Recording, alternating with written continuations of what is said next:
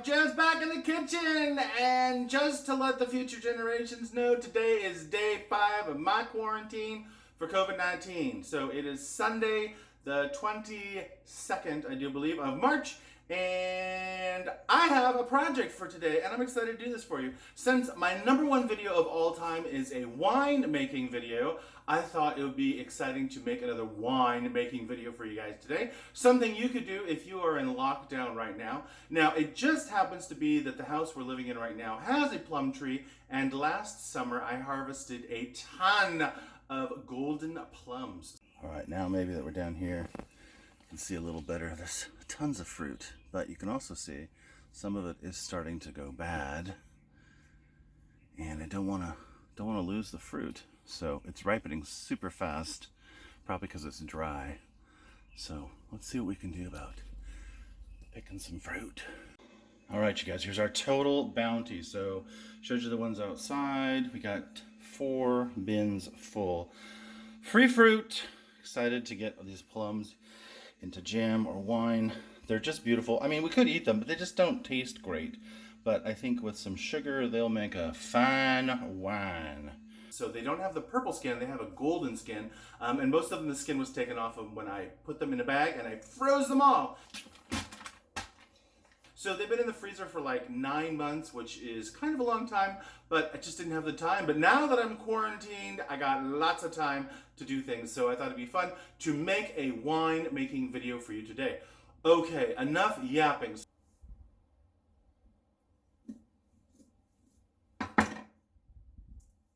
And then it's gonna magically make wine. And then in a couple weeks, we'll probably recant it. Haven't decided yet, but that's what's on the plan for right now.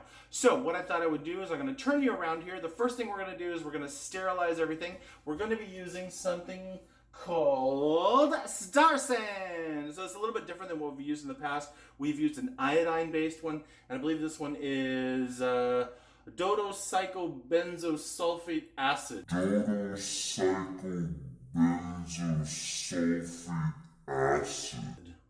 Write that down.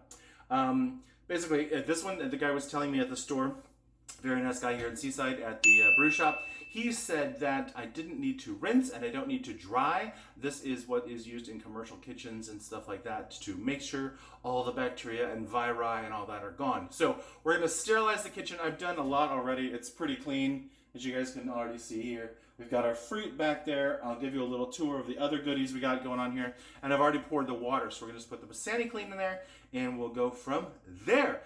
I am excited, you guys. Something fun to do. Maybe you've got an excess of fruit. It is still spring here. Maybe they'll have some spring fruits for you. Or maybe you got some Chilean fruit, depending on what part of the world you're in. It's summer down there, so they're producing lots of stuff. Any poodle.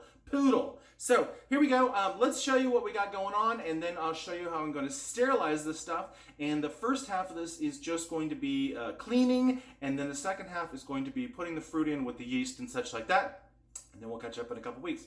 All right, let's get started. Woo! Okay, guys, we're on the handy cam here. So first thing we're going to need is we're going to need a big bottle. We are using our 4.5 gallon jug here. I've got some filtered water. I've got the base for the food processor. I've got a scale. I've got some yeast. I got the bowl for the food processor. A couple measuring devices, including a hydrometer. You need a hydrometer. If you don't have one, you're just playing with fire. You don't know what you're going to get with your product. So there you go. We've got the Star Sand here, and this is just warm water and my cleaning rag because I was doing a bunch of other cleaning. I cleaned all the cabinets and such before. And then over here, we have Dawn dishwashing soap. No, just joking. We have all of our fruit. So I took it out of the freezer last night, and it's been defrosting. You can see a couple of the bags had holes, so the juice is kind of leaking out. No big deal. And then stuff that I've already sterilized over here. So here's what we're going to do first. We're just going to take our Star Sand, and I squeezed it out. You squeeze it into this little thing here, and it tells you that one of those does 5 gallons. So that's about 2.5 gallons. And then we just pour that in there. It doesn't take much. This stuff's kind of thick and goopy. And then we just mix it around, and then we sterilize our stuff. All right, let me reset this up, and I'll show you what I'm going to do. Okay, we've got our sterilizing mix here. I'm just going to carefully, now these are glass, so I have to be careful. Set that in there. We've also got our bubbler. We've got a cork for the top. This piece, the top, that's just the top of the Sandy-Clean. Sandy-Clean. Now, I'm very careful about this because this is glass and I don't want it to break. So I'm going to be careful with that. I'm going to set it over here. Over here. Now I can set all the rest of this. We got a measuring cup, a top, a blade, sharp blade. That, I guess that's good for now.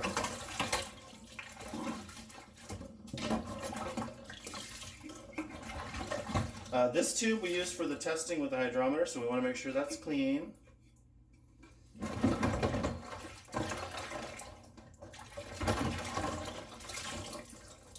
Sandy-Clean. How clean? Sandy-Clean. Like Santa Claus, only different.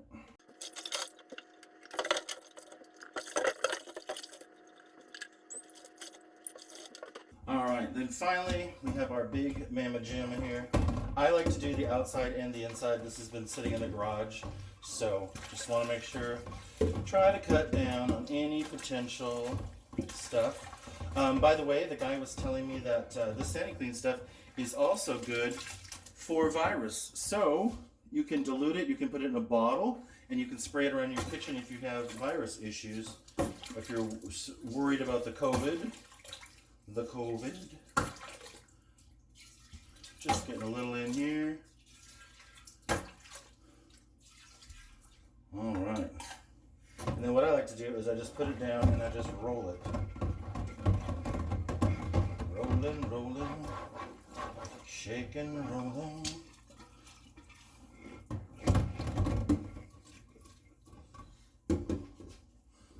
All right.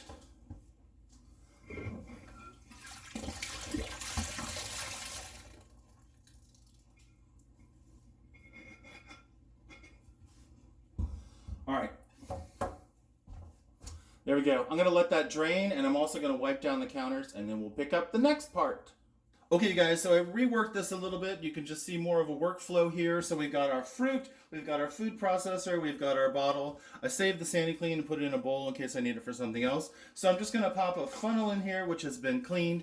So as we chop up the fruit and put it in the bottle, it's just ready to go. So bump, bump, bump, and in it goes. So let's do that. Let's chop up some fruit. So this is going to be a fairly simple process, pretty straightforward.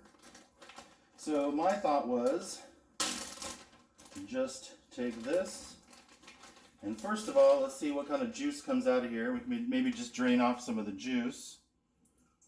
Look at that, that's easy. Starting to get chunky. There we go.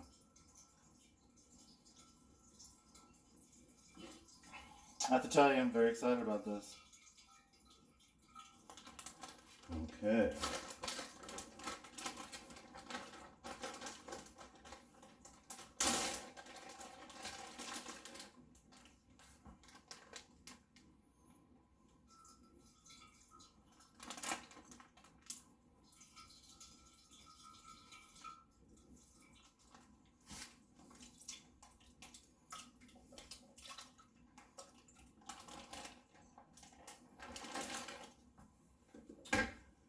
I'm just going to, if you have a blender, that would work fine. I just happen to have a food processor instead of a blender. And I always have problems getting this on.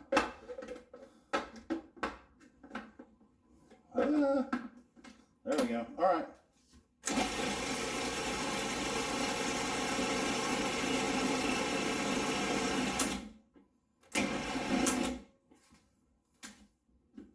Super easy. Then I'm just going to pour it in here. It's going. It's just a little slow.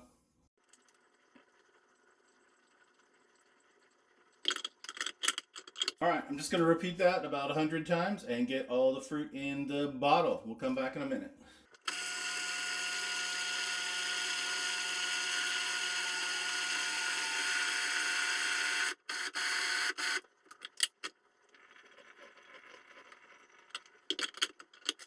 Okay guys, we are getting there. This is the last bag and we're about halfway full in the jar. Boop, boop. All right, almost done.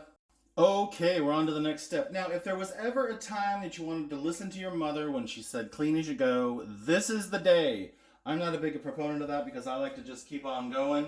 But today, we need to keep the rest of this clean. So here's where we're at. So this actually was more than I thought it was. It was a little over 3 gallons. So this is about 3.5 gallons. So what we have now here is some filtered water. I want to make sure we're just using some good, nice, clean water. You can just distilled if you want, but this is what we had on hand, and I'm fine with it. It has a little bit of minerals in it, but not too much. So I'm just going to add probably half of this to see where we're at, and then we're going to mix this up because this is a pretty thick pulp, and we want to bring up the liquid content a little bit.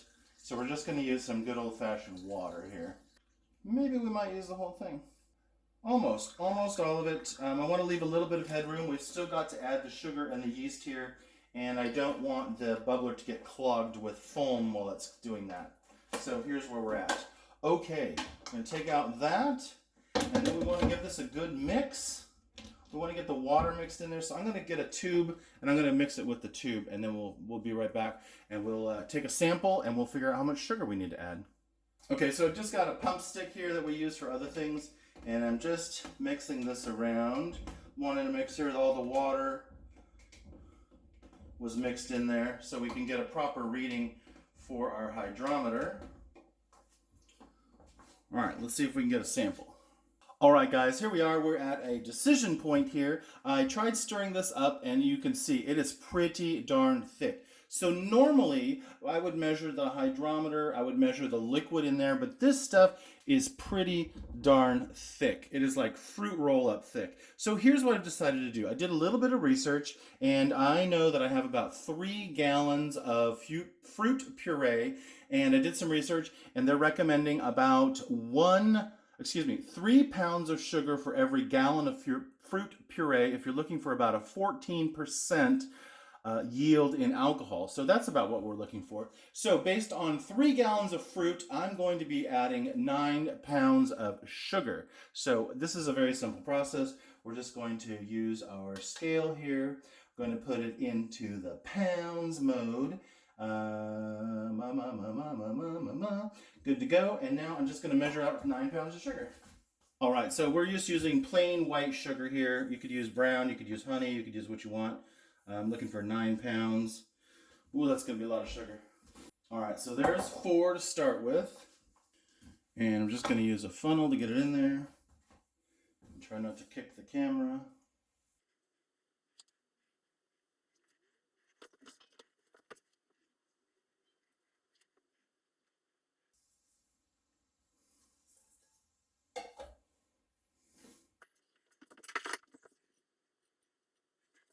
Okay, guys, I just made an executive decision. So I'm going to go with 4.5 pounds. That's half the amount of sugar that we actually need. But we're running out of room here, and sometimes you got to adjust on the fly. That's part of cooking.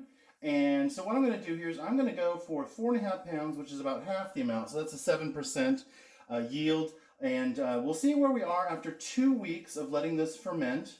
And if we want to go for a higher alcohol, we can then refortify with some more sugar and let it go for longer. But for now, I'm just worried because we seem to be running out of room. You never quite know exactly where you're going to be because you never know what your fruit yield is at the beginning and things like that. So this is a science, but it's also an art. So you got to kind of practice along the way. So here's what we're going to go with. We're going to go with 4.5 pounds of sugar, 3 gallons of fruit, almost 1 gallon of water. And now I'm going to add the yeast to do that. Okay, today we are using an active dry yeast. It says that here, active dry yeast. This is the Premier Côte de Blanc, which is actually made for fruit wines. This is by Red Star. This has just happened to be what I found available and my guy at the shop recommended, so that's what I'm going to be using. Okay, so here's how I'm going to bloom this. I'm going to put a little of our water, remember our fresh water here, put a little bit in the cup, just like we were baking, and then I'm going to dissolve this yeast. This is just room temperature. Oh, where's Snippy? Snippy, Snippy. Everybody loves Snippy. Okay, and then you can see there the yeast. We're just going to put that in there. Get it all.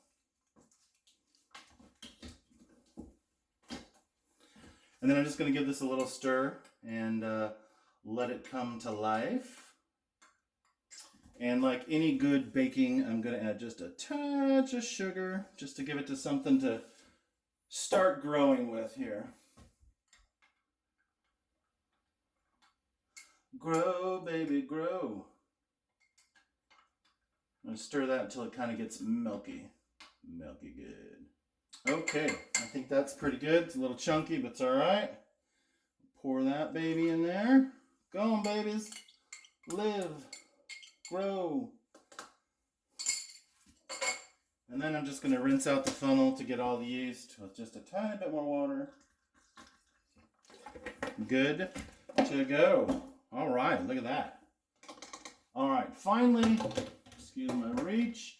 I've got our tube here. I'm going to put that back in, and I'm going to give it a little swirl. Hopefully get our sugar start to mix in a little bit there. Maybe you can see at the bottom. Can you guys see that at the bottom? Yeah, you can see that. It's got some big chunks of sugar. So we want to try to mush that around. There we go. As my dad would say, now you're working. I can feel the sugar in the bottom. Try to stir it a little bit. I have a feeling we have made a monster here. Just to let you know, we're going to put this in the bathtub and we're going to let this sit for 2 weeks with a bubbler on top. Hopefully it won't overflow too much, but it's nice to be able to have an extra bathroom and put that in there so won't be disturbed. It's going to be about room temperature, and room temperature for our house is about 64, 65 degrees. Some people have warmer houses. We like it a little bit chillier. So, all right, I'm going to stir that a little bit more, and we'll see you in the bathroom. And just like that, through the magic of television, it's sitting in the bathtub. All right, let me see if I can zoom in for you guys a little bit here. So here's what we got going on. The lighting in here is not great. Video makers, don't judge me.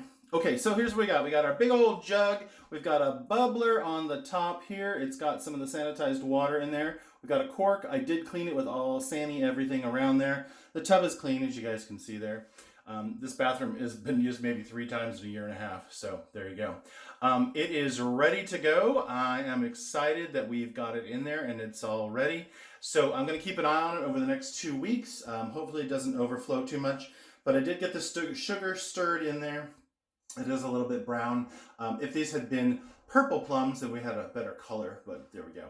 Yeah, I don't know what else to say about that, but I'm excited. So we'll see you in 2 weeks. Unless something happens in between, then we'll give you a video update about what's going on there. All right, plum wine on the way. COVID-19 Day Quarantine 5. Out. All right, for those following along at home, Day 5, we have made wine, or at least we have set it up for wine. So plum wine is on the way. It's in the bathtub. It is fermenting. That'll be 2 weeks. So maybe by the time we finish being quarantined, we'll have a party with some wine. All right, guys. Happy quarantine. 2 weeks later. So it has been occurring to me lately that humans mark time in lots of different ways, and over the ages we've done it lots of different ways, and today we seem to be doing it lots of different ways too. So yeah, so it's day 32 of the quarantine for me. I don't know about you. And I was thinking about all the different ways that we are keeping track of time right now, because we're not going to work necessarily. Some of us are, some of us aren't. And if you're like me, you're at home all the time and it just seems to droll into one day after another. So let me catch you up where we are. It's day 32 of the quarantine for me. It's week 3 for the wine, which is here, which you can't see. Let's see. It's also a ½ an inch growth since the last pedicure. I can tell because there's a line. The beard, everybody constantly asks me how fast does it grow? Well, you can measure here and do some calculations. So the last video was 3 weeks ago. Although I try to keep the videos consistent so you can't really tell the passage of time. Right now, we are all about trying to count the passage of time. So yeah, haven't had a haircut, haven't had anything. So That's an introduction to say, welcome to part 2 of this winemaking video. And when you make wine or you make beer or any kind of fermented things, it's going to take time. So in this time, I want you to know that we've fast forwarded 3 weeks ahead, and now we are at the magical period. I will show you the wine in a second because I'm not lifting it because it's too damn heavy. Anyway, let's cut to a time lapse so you guys can see what's happened over the last 3 weeks. I usually only film about 3 days worth of the fermentation because that's when the magic seems to happen. So let me show you the magic now. Boop.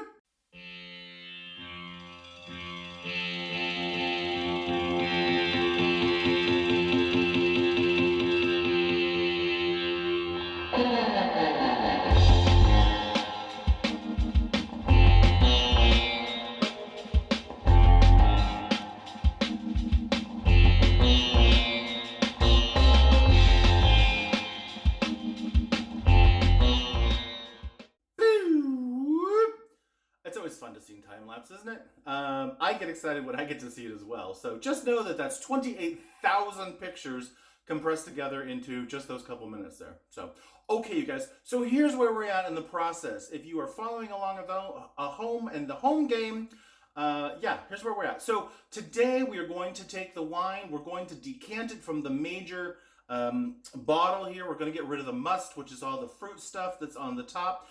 We're going to taste a little bit to see where we are alcohol-wise. We didn't add all the sugar that I wanted to last time just because the bottle was too full. It does have room now, but I don't really want to do that. It's just kind of a pain in the butt. So we're going to go with it.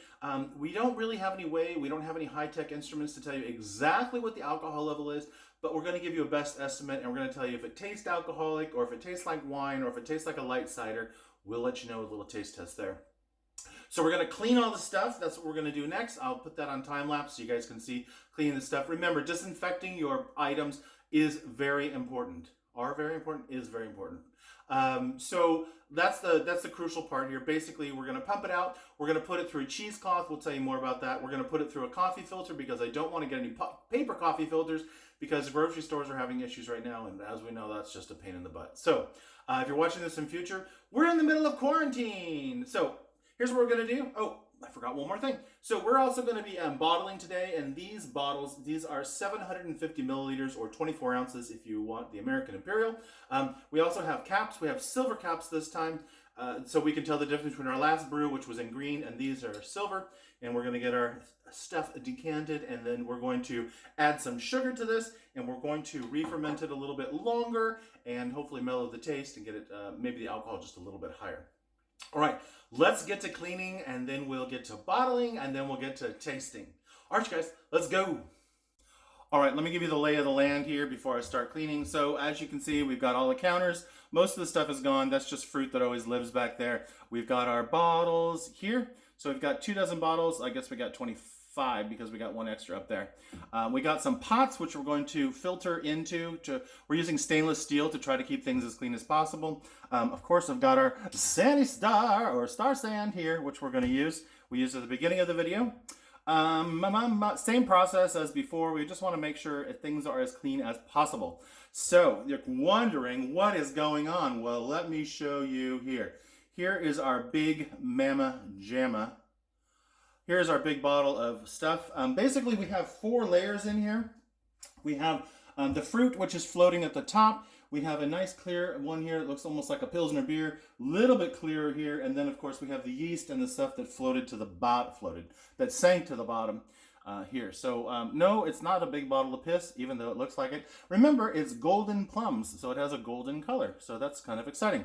All right, you guys, I'm going to put you on fast motion. You can see me cleaning the kitchen and disinfecting stuff. And then we'll pick back up at the filtering process.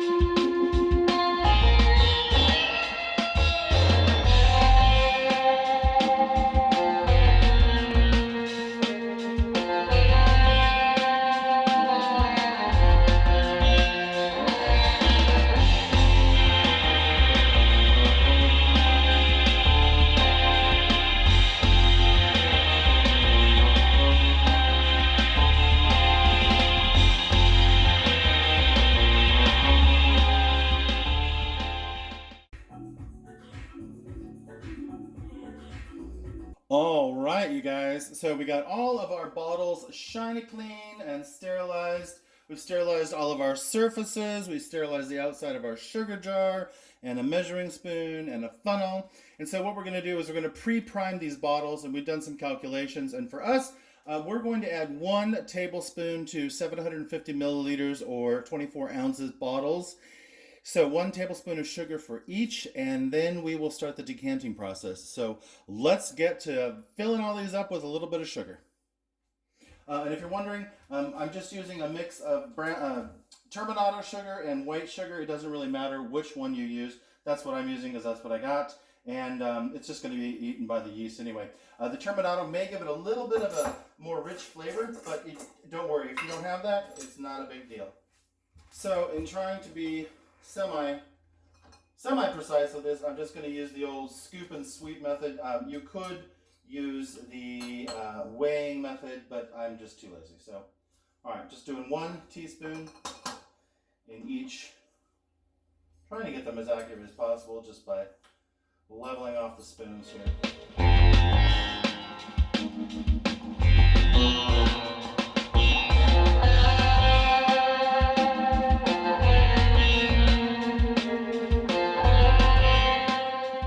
Okay, and if you observed, I didn't fill the back row with any sugar. Those are actually my reserve bottles. I don't think we're going to need them, but I wanted to make sure they were clean. It's always easy to add sugar. It's not so easy to clean. So let's reset this up and we'll show you the decanting. Okay, I wanted to show you a little rundown of what our method is going to be here. So we're going to take off the stopper and the bubbler here. And we're going to clean the spout because we're going to try to keep as many germs as possible. This was setting for 3 weeks in the house. I did wipe it down once, but of course, you know, never hurts to do it more than once. And so what we've got is we've got our plastic tubing, which is hanging over here and getting all the SaniClean out of it. And then down here, let me move you closer. We got kind of a funky setup going on here. So here's what we got. We've got a soup pot, which we have sanitized. We've also got the colander that goes in the top for steaming because it gives us a nice space for liquid to drain through. I've got a fine mesh coffee filter here. If you see any black bits, don't worry. It's been sanitized and I couldn't get them to come out of the screen. No big deal. So this is reusable. I would use paper coffee filters, but I don't want to go to the grocery store right now with everything going on. So that's there. All of this has been sanitized. And then you may have seen in the other video just a minute ago that we went through and we sanitized a cheesecloth. So we have a nice cheesecloth. This should catch any of the big particles, and then hopefully the micro screen will catch the small ones. And then we're just going to set this right on top like that. We're going to use the pump hose. We're going to have it come down. It's going to go through here, hopefully catch all the big chunks and then the small chunks, and then go through the pot. I also have another pot on the side here, so if the large one gets full, we have a secondary here. This again has been sanitized, everything stainless steel. We are trying really hard to not use plastic today. It's a big thing for raccoon, and I agree, it makes things taste funny sometimes, even though they say it doesn't. So, next thing we're going to do is Raccoon's going to come over and is going to help me, and we're going to pump all the juice, all of our wine from this bottle. We're going to try to break through this crust and then down into the nice stuff here. We'll try to get all of that out. We'll get it filtered, and then we'll see what's left that might be able to be filtered out of there just to maximize our yield. And then once we've got all that, then we'll bottle it up. All right, you guys, so here we go. Raccoon's over here helping. We got the thing in. It's below this line here, so it's actually about right here. So we're trying to get the maximum amount of juice. And so I'm going to refocus this over here so you guys can see the fun filtering process, because I think that's the more interesting part. Oh, you ready? All right, so let me make sure you can see this. All right, let's pump away, not too fast. You can do it kind of fast. Start it. Oh, like a baby's diaper. That's going fast. That's pretty good. Got a good flow. Hope you guys can see that all right.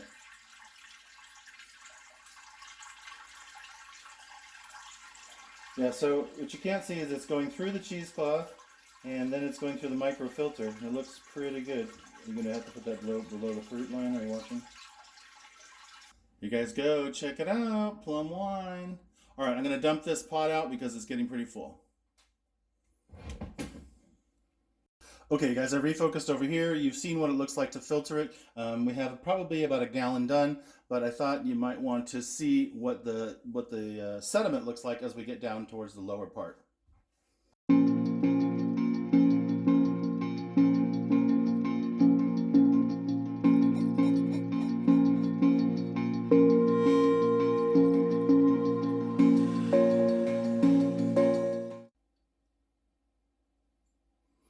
So just to keep you up to date, we are still flowing here. It's just flowing slow because it's got less gravity behind it and bigger chunks.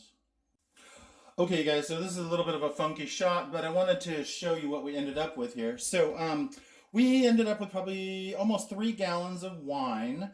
So a lot of other stuff is still left in the bottle. We got fruit, we got yeast, we got stuff like that. So we're calling this A and B. So this is our A quality, which is still a little bit cloudy, but we think it'll settle nicely once it gets in the bottles. And then we've got our B. We didn't want to waste it. I mean, that's like a full gallon of liquid, a full gallon of wine. And it definitely looks kind of like a Hefeweizen. It's got the yeast particles still in it. And we filtered it as much as we can here. There in the end, we were triple filtering, so it went through 2 screens and a cheesecloth.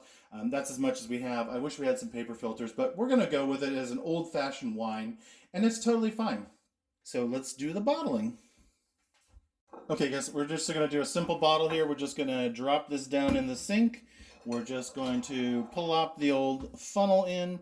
Let me back up so you guys can see a little bit what's going on here.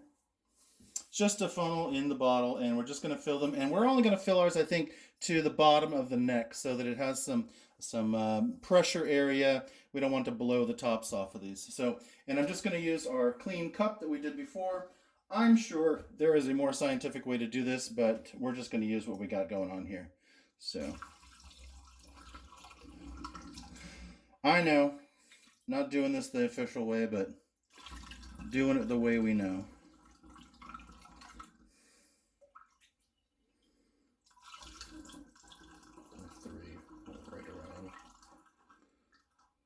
All right, so that's pretty good. You guys can't see it, but it's just at the bottom of the neck here. And again, the most important thing is all of our tools are nice and clean. And Raccoon's going to switch out the bottles for us here. And we'll just get going.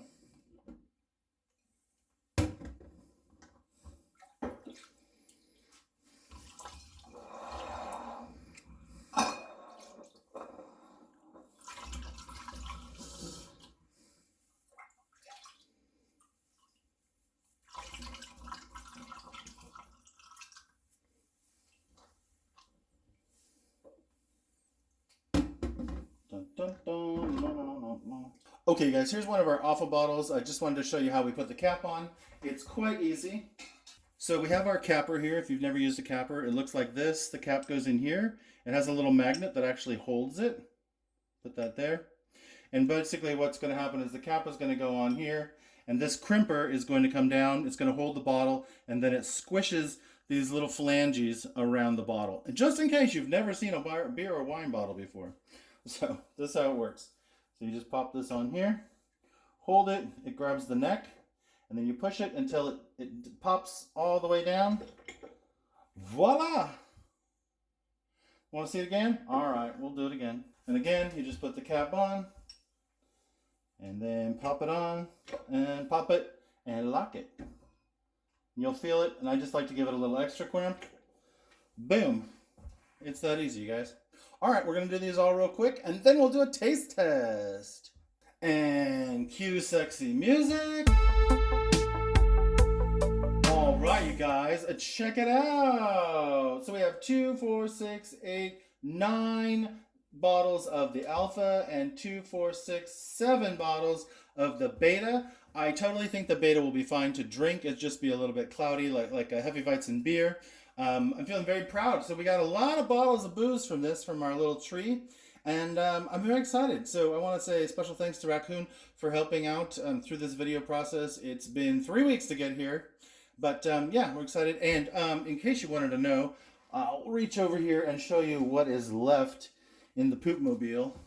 Over here in the poop mobile, So those are just extra bottles back there, and I thought you guys might like to see. That's the fruit that was left in the bottle. So yeah, we did a pretty good job of decanting as much liquid out of there as possible. You can definitely see the difference between the clarity here and here, but I think with some time and some patience, that will drop out while it's in the storage for a little bit, getting mellow and fermenting a little more. Okay, let's turn this around. We'll give it a taste, and then in a few weeks we'll pop open a bottle and give it another taste just to see if we got any difference. It is the moment, it is the moment you've been waiting for. It is the moment you've been waiting for. Whoo! All right, you guys, it's been 3 weeks to get here, and I'm very excited to show you. Here's what we made.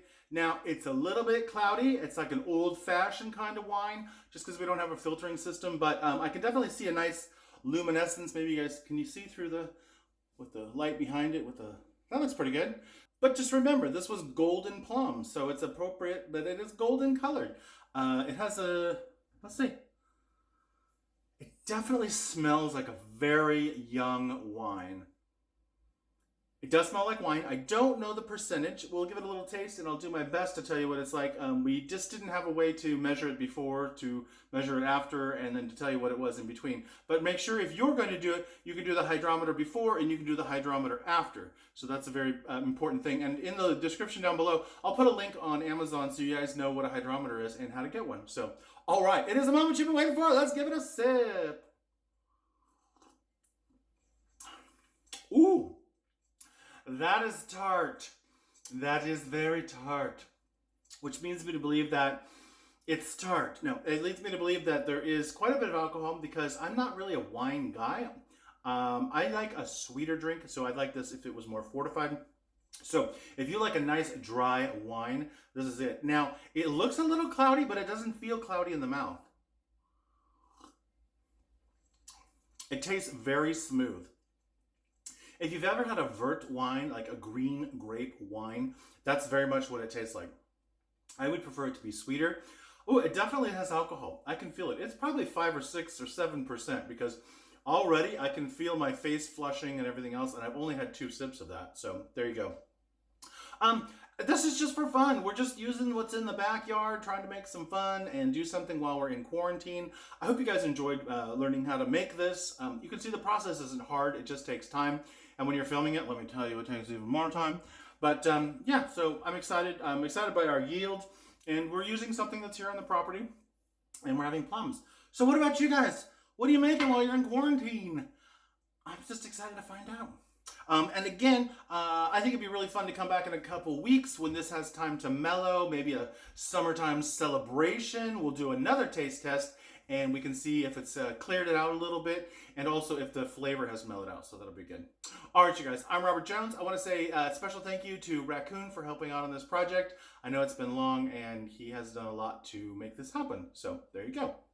What else? I'm Robert Jones. This is Eudaemonius Mark II. I hope you learned how to do something today that you didn't know how to do before. And if you did, give it a like, give it a subscribe, share the video with your friends. That always helps out to grow the channel, and I get to do more fun stuff. All right, you guys. I hope you're well. Take care. Bye.